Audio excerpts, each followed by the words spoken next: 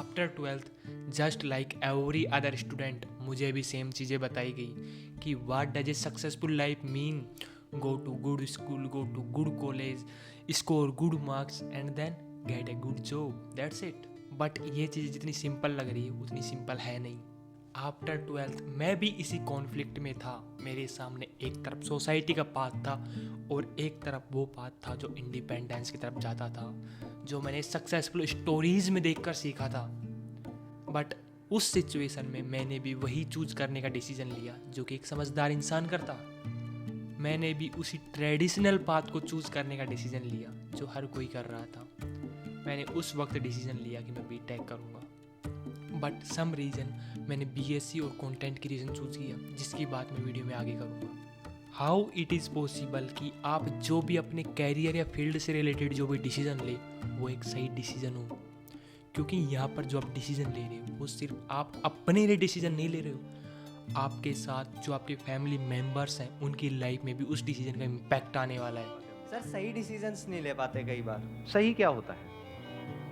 उस वक्त तो जो भी आप डिसीजन लेते हो सही सोच करके ही लेते हो। अगर आपको गलत लगता है तो आप लेते ही नहीं हो, बाद में पता लगता है कि वो गलत था। Yes sir. तो सर उस वक्त अगर हमें पता चल जाए कि वो डिसीजन आने वाले टाइम में हमारे लिए गलत होगा तो हम वो डिसीजन लेंगे ही नहीं। तो उस वक्त माइंड को कैसे कंट्रोल करें या कैसे सोचें, हम किस डायरेक्शन में सोचें? ऐसा कैसे हो कि जो भी डिसीजन हम अपनी लाइफ में ले रहे हैं वो सारे डिसीजन सही डिसीजन हो। But the question is how to take the right decision. हमें इस तरह डिसीजन लेने के लिए प्रिपेयर ही नहीं किया गया है जिससे हम क्रिटिकली सोचकर डिसीजन ले सकें, जिससे हमारे अंदर सोच समझकर डिसीजन लेने की एबिलिटी डेवलप नहीं होती है। और अगर हम इस एज में डिसीजन ले भी लें तो वो मोस्टली गलत ही होते हैं। स्टार्टिंग में जो चीज़ हमें अट्रैक्ट कर रही होती है बाद में वही चीज़ बोरिंग बन जाती है। यहाँ गलती हम में नहीं है, यहाँ पर गलती है उस अनसक्सेसफुल लोगों के सोच की जिसको हम लेकर चल रहे हैं। और अगर इस सोच को लेकर हम लाइफ में आगे बढ़ते रहे तो हम अपने करियर में ही क्या लाइफ में हर जगह गलत डिसीजन लेंगे। तो हमारे पास डिसीजन लेने के लिए बहुत लिमिटेड ऑप्शंस बचते हैं। लेकिन उससे पहले मैं आपको एक चीज़ और बताना चाहता हूँ। लाइक आपने एक ऐसा रास्ता चुन लिया जो सोसाइटी ने आपको बताया और आपने कोई दिमाग नहीं लगाया, उसमें कोई प्रॉब्लम नहीं है। बट आपने रिसर्च की, आपने ऐसे लोगों को ढूंढा जो सक्सेसफुल हो रहे हैं अपनी फील्ड में, आपने उनसे इंस्पिरेशन ली और फिर भी आपने गलत पाथ चुन लिया। ये बहुत गलत चीज़ है, क्योंकि गलत डिसीजन ही लेना है तो स्टार्टिंग में ही ले लो। अगर तुम ऐसे लोगों के बारे में सर्च करने लग गए, उनसे इंस्पायर होने लग गए, तो फिर यहाँ पर इम्पोर्टेंट चीज़ आ जाती है कि आप सही डिसीजन लो, फिर आप पीछे नहीं हट सकते। क्योंकि अगर तुमने इतनी सारी मेहनत करके भी गलत डिसीजन ले लिया तो तुम्हारी पूरी मेहनत बेकार हो जाएगी। सो लेट्स टॉक अबाउट कि तुम कैसे राइट डिसीजन ले सकते हो। पॉइंट नंबर 1, लाइक बहुत सारे यूट्यूबर्स हैं, बहुत सारे ऐसे लोग हैं जो एजुकेट करते हैं लोगों को 1-on-1। काफ़ी सारे यूट्यूबर्स जिनकी एक्चुअल में स्किल्स काफ़ी नेक्स्ट लेवल की हैं। जैसे मैं भी ये चीज़ 1-on-1 सेशन वाली चीज़ ऑफर करता हूँ। आप एक ऐसे पर्सन के साथ कनेक्ट हो सकते हो जो आपसे ऑलरेडी एक स्टेप आगे है। जो मैंने आपके मेंटोरशिप वाला तरीका बताया, अगर आपने सही पर्सन के साथ कनेक्ट हो गए तो बहुत ज़्यादा प्रोबेबिलिटी बढ़ जाती है कि आप सही डिसीजन लोगे, क्योंकि आप उस पर्सन की एक्सपर्टीज़ को ले रहे हो कुछ टाइम में, जो सिर्फ आपको ये बताएगा कि आप बस ये चीज़ पर फोकस करके। लाइक कोई पर्सन यूट्यूबर बनना चाहता है, एक चीज़ में स्टक है, उसने बता दी कि ये चीज़ पर फोकस करो बस, तो उसके लिए तो कितनी बड़ी चीज़ हो गई वो। राइट डिसीजन के लिए सिर्फ एक्सपर्ट्स की मेंटरशिप ही एक तरीका नहीं है। There are multiple ways. Like आप खुद को एजुकेट करो। आप जिस भी फील्ड में जाना चाहते हो उनके टॉप लोगों के ट्रेड्स को, बिहेवियर्स को, उनकी हॉबीज़ को, वो क्या रीड करते हैं, वो किस तरह अपनी लाइफ को स्पेंड करते हैं, उन सब चीज़ों को स्टडी करो। अगर आप यूट्यूब में जाना चाहते हो तो अपनी फील्ड के टॉप यूट्यूबर्स को स्टडी करो। ऐसा करने से आपको डिसीजन मेकिंग में काफ़ी हेल्प होगी। और अब ध्यान से देखो कि क्या ये लोग वही ज़िंदगी जी रहे हैं जो आपने अपने दिमाग में बनाई हुई है, या फिर सच्चाई उससे अलग है।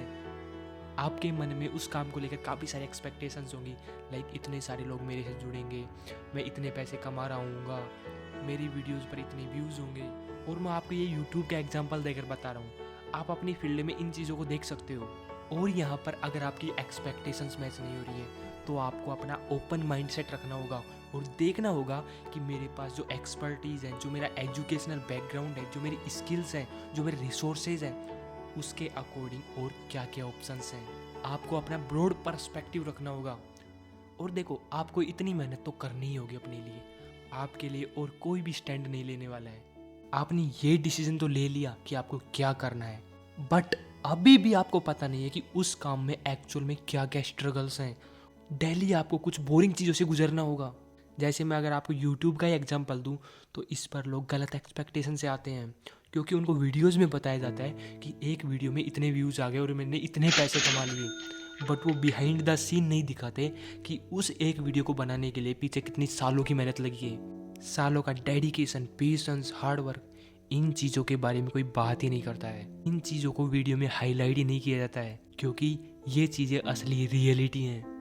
मैं ये नहीं कह रहा हूँ कि जो आपको वीडियोज़ में दिखाया जा रहा है वो गलत है, बट वो पूरा सच नहीं है, तो सिर्फ आपको एडिटेड चीज़ें बताई जा रही हैं। तो किसी भी काम को स्टार्ट करने से पहले उसकी रियलिटी को जान लेना बहुत ज़रूरी है, ताकि हम खुद से सही एक्सपेक्टेशन सेट कर सकें। और इसका बेस्ट तरीका है उस पर्सन को ऑब्जर्व करना जो उस काम को कर रहा है। तो इस चीज़ को समझने में हमारी हेल्प करेगा third point, which is shadow a profession. यानी कि आप जिस भी फील्ड में जाना चाह रहे हो उसके बारे में सर्च करो। अगर आपको वीडियो एडिटिंग सीखनी है तो सर्च करो कि a day of A video editor कितना स्ट्रेसफुल होता है वो, देखो उस चीज़ को। A day of A doctor in A life, कि डॉक्टर्स अपनी लाइफ को किस तरह स्पेंड करते हैं, उनको ऑब्जर्व करो। जिस भी फील्ड में आप जाना चाह रहे हो उसके बारे में रिसर्च करो और देखो कि वो अपने डे को किस तरह स्पेंड करते हैं। क्या आप उस तरह की लाइफ जीना चाहते हो? पूछो अपने आप से इस चीज़ को। और ऐसा करने से आप इजीली पता कर सकते हो कि आप उस फील्ड में जाना है या नहीं। क्योंकि अगर आपके नेचर से वो चीज़ अलाइन हो रही है तो वो चीज़ आपको शायद ट्राई करनी चाहिए। लाइक आप जिस भी फील्ड में जाना चाह रहे हो सकता है वो आपको दूर से काफ़ी बढ़िया लग रही हो। जैसे यूट्यूब आजकल हर किसी को फैसिनेट कर रहा है। यूट्यूबर हर कोई बनना चाहता है, लेकिन वीडियोस बहुत कम लोग बनाना चाहते हैं। तो इसके लिए ज़रूरी हो जाता है कि आप उस काम को एंजॉय करनी चाहिए, क्योंकि जो भी आप सक्सेस अचीव करोगे उसमें मोस्टली चीज़ प्रोसेस ही है। आप अपने काम के साथ ही ज़्यादातर टाइम स्पेंड करोगे। आपने यहाँ तक आते आते ये जान लिया है how to take the right decision. आपने इंटरेस्ट के हिसाब से, अपने मन के हिसाब से डिसीजन नहीं लिए, आपने उस डेटा के हिसाब से लिए जिसके बेस पे एक्सपर्ट्स आपको एडवाइस देते हैं। लेकिन अगर आपके पास फाइनेंशियल बैकअप नहीं हुआ तो उस फील्ड में आगे बढ़ पाना पॉसिबल ही नहीं है। तो यहाँ पर हमारी हेल्प करता है next point, which is elimination process. Let suppose आपने 12th PCM के साथ की है तो आप technically most of the fields में एंट्री ले सकते हो। लेकिन अगर तुमने आर्ट्स ली है तो सिर्फ तुम्हारे पास कुछ लिमिटेड ऑप्शंस हैं। आर्ट्स के साथ मेडिकल और इंजीनियरिंग नहीं जा सकते। तो यहाँ से ये चीज़ ऐसे ही एलिमिनेट हो गई। तो कुछ चीज़ें तो ऐसे ही एलिमिनेट हो जाएंगी। आपकी फैमिली के पास इतने पैसे ही नहीं को अफोर्ड कर सके उतने इजीली, क्योंकि स्पेशली इंडिया में पेरेंट्स पढ़ाने के लिए लोन तक ले लेते हैं, कुछ चीज़ें बेच देते हैं। लेकिन वो शायद आपकी सबसे बड़ी गलती हो सकती है। Unless and until you are a good student, a brilliant student जिसको सिर्फ पढ़ाई के अलावा कुछ दिखता ही नहीं है, या फिर उसका जो पास्ट ट्रैक रिकॉर्ड है वो नेक्स्ट लेवल है। तो इस चीज़ में आपको अपने साथ ऑनेस्ट होना पड़ेगा कि क्या मेरे पेरेंट्स इतना पैसा अफोर्ड कर सकते हैं। और यही रीज़न था मैंने इंजीनियरिंग को चूज़ ही नहीं किया, क्योंकि 12th बाद हर किसी को कुछ ना कुछ फील्ड चूज़ करनी होती है। तो मैं सर्च करते करते इंजीनियरिंग तक पहुंचा, क्योंकि ये मेरे इंटरेस्ट से अलाइन हो रहा था, ये मेरे नेचर से अलाइन हो रहा था। क्योंकि मेरे को बचपन से ही मशीनों का एक्सपोजर मिला है, उन चीज़ों को रिपेयर करने का, उन चीज़ों को खोलने का, तो वो चीज़ें मेरे ब्लड में एक तरह से। आपने इन प्रोसेस से होते हुए एक ऐसा पाथ तो चुन लिया जो आपके लिए बेस्ट सूटेबल है, बट अब होती है असली problem start. But what about your parents, society, relatives? Mostly लोग इस सिचुएशन में हार मान लेते हैं और जो करना चाहते हैं उसको दबा देते हैं। Everything comes with A cost, और उस कॉस्ट को आपको पे करना होगा। और अगर आपको लाइफ में कुछ बड़ा करना है तो आपको इस फेज से होकर गुजरना ही होगा। Only risk takers win. By definition, if you are the same as everybody else, if you're not taking a risk over and above what everybody else is taking, by definition, you can't win. What do you both think about fear? I'm not in this world to live up to your expectations. I'm here to live up to mine. He who is not courageous enough to take risks will accomplish nothing in life. Fear is a teacher. And I don't skip class. ऐसा नहीं कि आपके parents आपको लेकर against हैं, बस वो आपको लेकर प्रोटेक्टिव है। वो चाहते हैं कि आप सक्सेसफुल हो जाओ, आप कोई गलत डिसीजन ना ले लो। और जिस तरह से उनको सक्सेस मिली है वो अलग तरीका था और वो उसी तरीके को पकड़ कर बैठे हुए हैं। तो इस सिचुएशन में तुम क्या करोगे? तो इसको बड़ी ब्यूटीफुली एक्सप्लेन किया है मंगेश शिंदे ने जब वो संदीप माहेश्वरी के सेशन में आए थे, जिनके YouTube पर 27 लाख सब्सक्राइबर्स हैं और फाउंडर और CEO हैं विल पावर मीडिया के। हालांकि उन्होंने ये चीज़ बिजनेस पर्सपेक्टिव से बोली थी, लेकिन ये चीज़ कंटेंट क्रिएशन या फिर आप जो भी काम करना चाहते हो अपने बेस पर, उस पर भी अप्लाई होती है। वन मोर क्वेश्चन कि कई बार ऐसा होता है कि बच्चों के पेरेंट्स अलाउ नहीं करते स्टार्टअप करने के लिए। बच्चा जाता है कि मेरे को स्टार्टअप करना है, बट फैमिली कहती है, पेरेंट्स कहते हैं आपने इतनी एजुकेशन करी है, ये कोर्स किया है, हमने इतना इन्वेस्ट किया है, आप जॉब में जाओ, आप गवर्नमेंट सर्विस में जाओ। तो स्टार्टअप के लिए किस तरीके से पेरेंट्स को हम कन्विंस कर सकते हैं या वो हमारे साथ सपोर्ट में आए? मैम बेसिकली मैं तो एक मैकेनिकल इंजीनियर हूँ और एक मैं MNC में जॉब कर रहा था। तो कंपनी मुझे लंदन भेज रही थी for the next few years, but मैंने वो अपॉर्चुनिटी रिजेक्ट करके कंपनी में रिज़ाइन दिया बिना घर वालों को बताए। उस वक्त मेरे पापा मेरे से 3 महीना बात नहीं कर रहे थे। लेकिन जब मैंने स्टार्टअप स्टार्ट किया, उसके बाद फिर जब वहाँ पे चीज़ें रोल आउट होने स्टार्ट हो गई, वहाँ से रेवेन्यू आना स्टार्ट हो गया या फिर चीज़ें दिखने लगी, तो उन्होंने आके सपोर्ट किया। उन्होंने 6 महीने बाद मुझे बोला कि बेटा मैं क्या कर सकता हूँ तेरे स्टार्टअप में। तो that was a motivation for me. मुझे ऐसा लगता है कि आप अगर घर वालों को कन्विंस करने के लिए चीज़ें करोगे ना तो कभी नहीं होगा। आप उनको प्रूव करके दिखाओ कि I am able to do this. मैं आपको अपना ही एग्जांपल देता हूँ। ना मेरे को बीटेक करनी थी और ना ही BSc। लाइक चीज़ों को रिपेयर करना वो ठीक है, लेकिन उसके बारे में पढ़ाई करने में मेरे को इंटरेस्ट नहीं था। मैंने BSc जैसा कॉलेज इसलिए चूज़ किया, बस मेरे को डिग्री करनी थी। बट मेरी जो असली एजुकेशन थी, जो मेरे को एक्चुअल में करना था, वो हो चुका था 10th से ही स्टार्ट। मैंने ऐसे लोगों के बारे में पढ़ना उसी टाइम से स्टार्ट कर दिया था और कहीं ना कहीं मेरे को आइडिया लग चुका था कि मेरी लाइफ किस तरह जीनी है मेरे को। I have to figure out my own path, my own terms. मैं 10th से ही YouTube स्टार्ट करने लग गया था। मैंने अपनी पहला चैनल क्रिएट किया था, उसमें मैंने मैथ्स पढ़ाई थी। मेरे को किसी को पढ़ाना, किसी के साथ इंटरेक्ट करना, वो मेरी मेरे को बहुत ज़्यादा एनर्जी मिलती है उस चीज़ से। तो मैंने पहली वीडियो डाली थी, उस टाइम मेरे को यूट्यूब पर कुछ भी पता नहीं था और वो चैनल अब डिलीट हो चुका है। वो मैंने खुद ने डिलीट कर दिया था उस टाइम। उस पर मैंने जो 20 रुपए की रफ कॉपी आती है, उसमें इस तरह मोबाइल डाल कर 2-4 सवाल सोल्व किए थे। वो सवाल थे जो मैथ की सबसे मुश्किल चीज़ होती है, क्या होती है, ट्रिग्नोमेट्री, उसके सवाल सोल्व किए थे उसमें मैंने 10th क्लास के। लेकिन उसके बाद मेरी असली जर्नी स्टार्ट हुई। उसके बाद पहुँचते पहुँचते मैं ऐसे लोगों से कनेक्ट हुआ जो अपनी लाइफ में अपने दम पर कहीं पहुँचे थे। उनके मैंने नोट्स बनाए।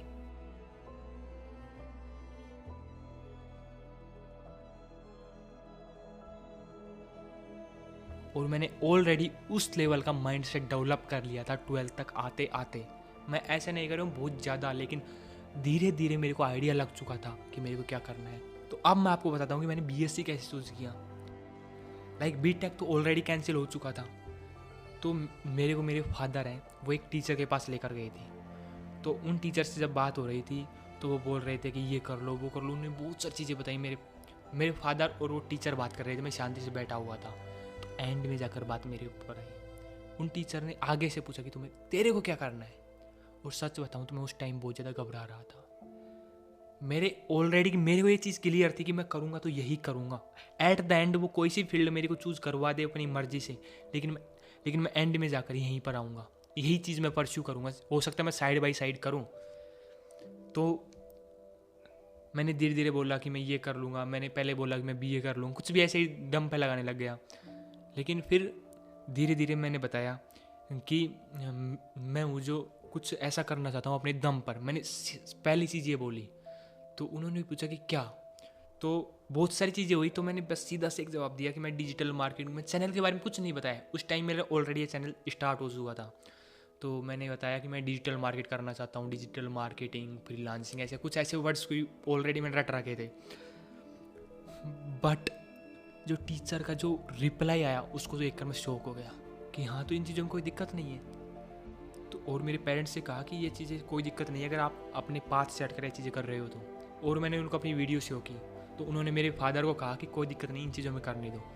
उस वजह से मेरे को ये फ्रीडम मिल गई पेरेंट्स की तरफ से भी ये चीज़ें परस्यू करने की। लेकिन उस टाइम तक मैंने ऑलरेडी अपने ओल्ड चैनल पर काम कर लिया था, एक फैशनेस चैनल पर। इस चैनल पर काम कर रहा हूँ, AI का एक चैनल बिल्ड किया है, उस पर थोड़े बहुत टाइम में मोनेटाइज हो जाएगा। तो मैं जो बातें कर रहा था वो सिर्फ हवाई बातें नहीं कर रहा था, मैंने चीज़ें बिल्ड की थी। जब बात कर रहा था मैं उनसे, आपके अंदर जो ताकत है वो एकदम नहीं है, और आप क्या कर सकते हो ये आपके अलावा कोई नहीं जानता। और आप भी इस चीज़ को तब तक नहीं जान पाओगे जब तक कि आप कोशिश ना करें, खुद से कुछ बिल्ड ना करें। ऐसा कोई बेवजह ही नहीं होता कि हमें कोई काम ऐसे ही अट्रैक्ट कर रहा है, हम किसी काम को फ्लॉलेसली कर पा रहे हैं। आई होप कि आप अपनी लाइफ में जो भी डिसीजन लें वो एक बेस्ट डिसीजन हो, वो आपकी सिचुएशन के हिसाब से एक नेक्स्ट लेवल डिसीजन हो जिसमें आप जाकर प्राउड करें आगे। अगर आपको इन चीज़ों में हेल्प चाहिए तो आप डिस्क्रिप्शन की पहली लिंक को चेकआउट कर सकते हो। And yeah, I will see you in the next video. Till then, bye.